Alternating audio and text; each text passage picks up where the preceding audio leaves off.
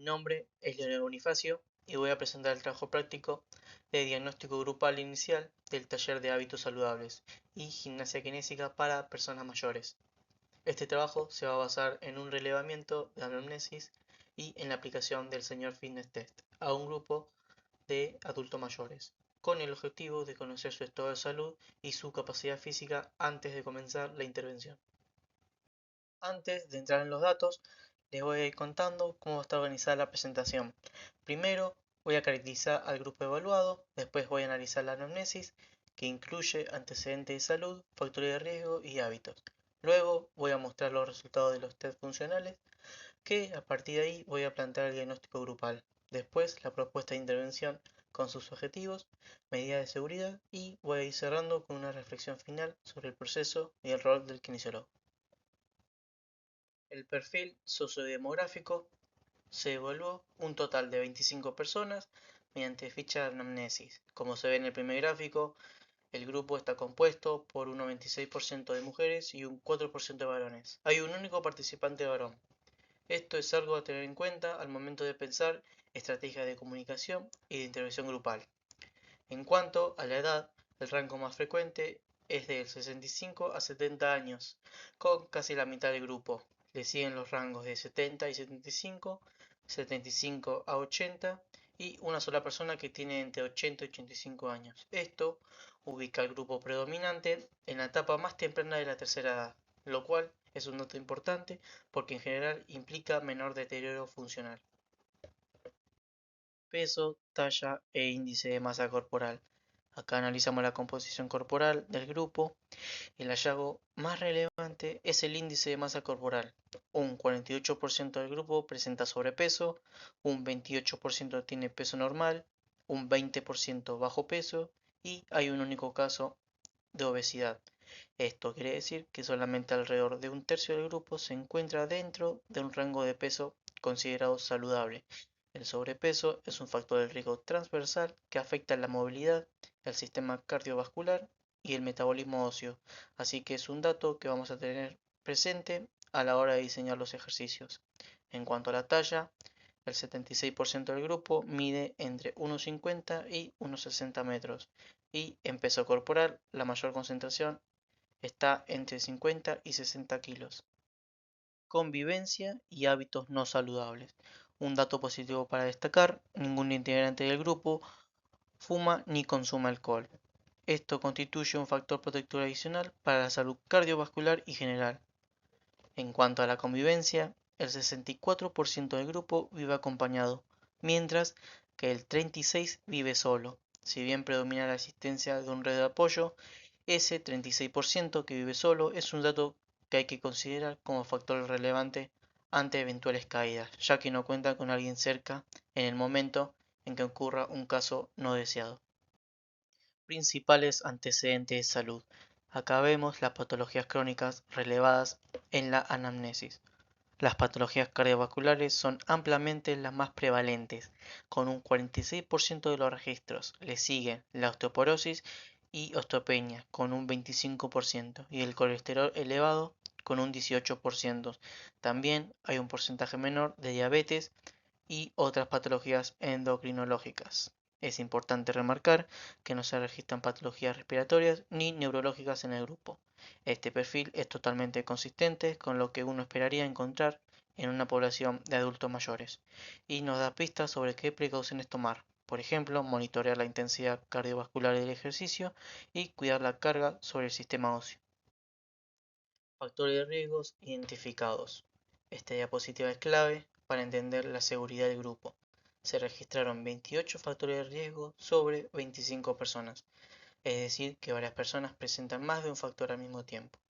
El antecedente de caídas previas es el más frecuente, con un 39% de los registros. Le siguen las limitaciones funcionales y las alteraciones visuales, con cada una un 17%.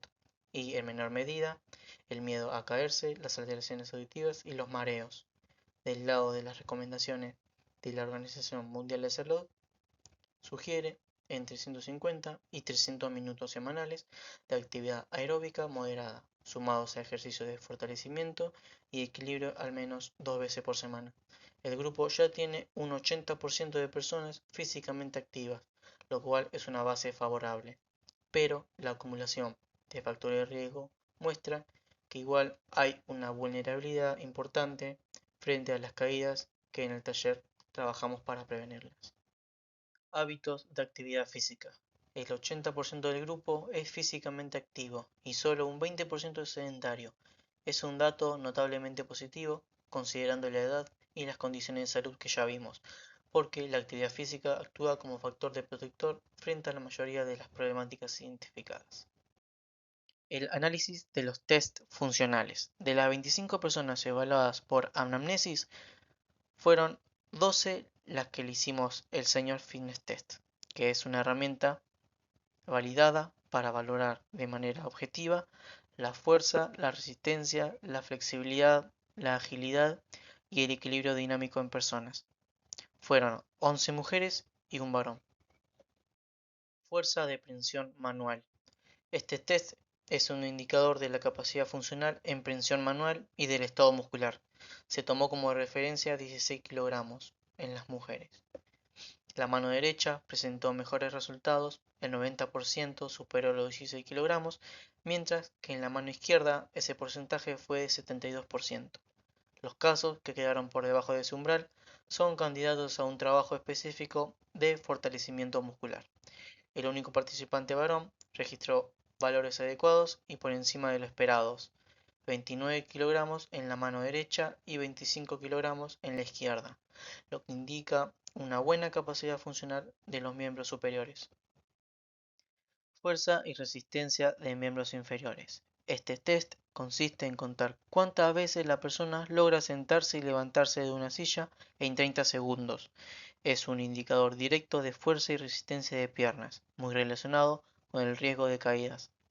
El 63% de las mujeres alcanzó 14 o más repeticiones, lo que sugiere una fuerza adecuada en la mayoría, pero el 36% restante quedó en un rango inferior, de 8 a 13 repeticiones. Ese es el grupo de mayor vulnerabilidad frente al riesgo de caídas. El participante varón hizo 15 repeticiones, es un resultado adecuado. Flexibilidad de tronco. Este test mide cuánto puede la persona alcanzar hacia adelante desde la posición sentada y refleja la flexibilidad de la cadena posterior, algo que influye directamente en la movilidad para actividades cotidianas como atarse los cordones o levantar objetos del piso. El 63% de las mujeres se ubicó dentro de un rango de referencia entre -4 y más 9 centímetros. El 36% restante presentó limitaciones que pueden afectar su movilidad funcional en la vida diaria. El participante varón obtuvo 0 centímetros, esto es un resultado dentro del rango esperado, que evidencia una flexibilidad adecuada. Flexibilidad de cintura escapular. Este test consiste en juntar las manos detrás de la espalda y es el que muestra el resultado más comprometido de toda la evaluación funcional. El 70% de las mujeres presentó valores por debajo de -10 centímetros en el hombro derecho y ese porcentaje sube al 90% en el hombro izquierdo. Es decir, que la mayoría del grupo tiene una limitación importante en la movilidad de hombros, más marcado del lado izquierdo. El participante varón muestra el mismo patrón, -9 centímetros en el lado derecho y -21 centímetros en el lado izquierdo. Una asimetría bilateral bastante marcada. Esto nos dice que la movilidad de la cintura escapular va a tener que ser una de las prioridades del taller. Movilidad funcional y equilibrio dinámico.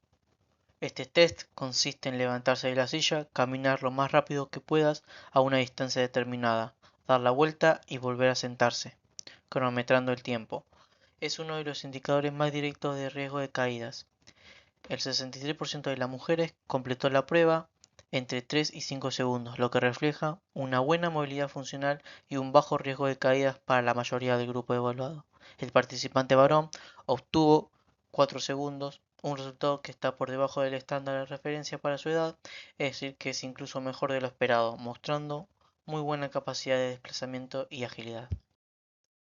Diagnóstico grupal, necesidades y riesgos predominantes. Con toda la información de la anamnesis y de los test funcionales ya podemos armar un diagnóstico grupal. El problema más importante que encontramos es la limitación de movilidad de la cintura escapular, presente en la mayoría del grupo. El segundo problema relevante es la debilidad de los miembros inferiores, que afecta alrededor del 36% de las personas y que conecta directamente con el antecedente de caídas. A esto se suma el sobrepeso, presente en el 48% del grupo, que es un factor de riesgo transversal para la movilidad y el sistema cardiovascular. Estos son los frentes prioritarios que vamos a tener que abordar para la intervención del taller. Capacidades conservadas y recursos del grupo. No todos son limitaciones, el grupo también tiene fortalezas importantes que podemos aprovechar para construir el programa. La fuerza de presión manual está adecuada en la gran mayoría y la movilidad y la agilidad medidas en el test de levantarse y caminar también son buenas. Además, el 80% del grupo ya mantiene un nivel de actividad física, lo que nos da una base sólida, y el 64% cuenta con una red de convivencia que funciona como apoyo social. Estos recursos son los que permiten pensar en un programa de ejercicios más progresivos. Objetivo general y objetivos específicos. A partir del diagnóstico, el objetivo general del taller es mejorar la funcionalidad física y la calidad de vida de los participantes, fortaleciendo las capacidades más comprometidas y manteniendo las que están conservadas para reducir el riesgo de caídas y favorecer la independencia de las actividades de la vida diaria. De ahí se desprenden 4 objetivos. Primero, aumentar la fuerza y la resistencia de miembros inferiores, en quienes mostraron valores por debajo de lo esperado. Segundo, mejorar la movilidad y flexibilidad de la cintura escapular en todo el grupo, porque fue la capacidad más comprometida. Tercero, mantener y estimular la fuerza de presión manual, la agilidad y el equilibrio dinámico, ya que están bien conservados. Y cuarto, promover que los participantes sedentarios se vayan incorporando progresivamente a una rutina de actividad física regular. Capacidades prioritarias, educación y seguridad. En cuanto a las capacidades físicas prioritarias, vamos a trabajar principalmente sobre la movilidad y flexibilidad de hombros y sobre la fuerza y resistencia de miembros inferiores, por ser las áreas con mayor porcentaje de valor deficitario y por su relación directa con el riesgo de caídas. De forma secundaria, vamos a mantener el trabajo de fuerza de miembros superiores, equilibrio y agilidad, ya que están en un buen nivel. El taller también va a incluir instancias de educación para la salud, información sobre la importancia de la actividad física regular en la prevención de caídas, pautas de movilidad articular, cuidado de postural en actividades cotidianas y la relevancia de mantener la fuerza muscular. Y en cuanto a la seguridad, vamos a aplicar medidas a lo largo de todo el proceso, evaluación previa de cada participante, con especial atención al grupo que mostró menor fuerza y flexibilidad, progresiones graduales de intensidad, supervisión constante durante los ejercicios y uso de superficies antideslizantes y apoyos como sillas, barras o pelotas cuando sea necesario. Para cerrar, quiero compartir una reflexión profesional sobre este proceso. Primero, la importancia de la evaluación inicial. Sin este paso, cualquier programa de ejercicio correría el riesgo de basarse en supuestas informaciones sobre la vejez, en lugar de responder a las necesidades reales del grupo. Acá, evaluar antes de intervenir nos permitió descubrir que la principal limitación no era la fuerza, como uno podría suponer. Segundo, el rol del riesgo del kinesiólogo en la promoción de la salud de las personas mayores no se limita a la ejecución de ejercicios, sino que incluye evaluar con precisión, interpretar correctamente los resultados y traducirlos en objetivos y estrategias concretas, acompañando la prevención de caídas, la autonomía funcional y la educación para la salud. Y por último, los aprendizajes que me llevó este trabajo fue la interpretación de los datos de los test funcionales, la identificación de factores de riesgo a partir de los datos objetivos y una mirada integral de la salud de las personas mayores que no se limita a lo físico, sino que incluye la educación y la seguridad como parte muy importante para una intervención responsable.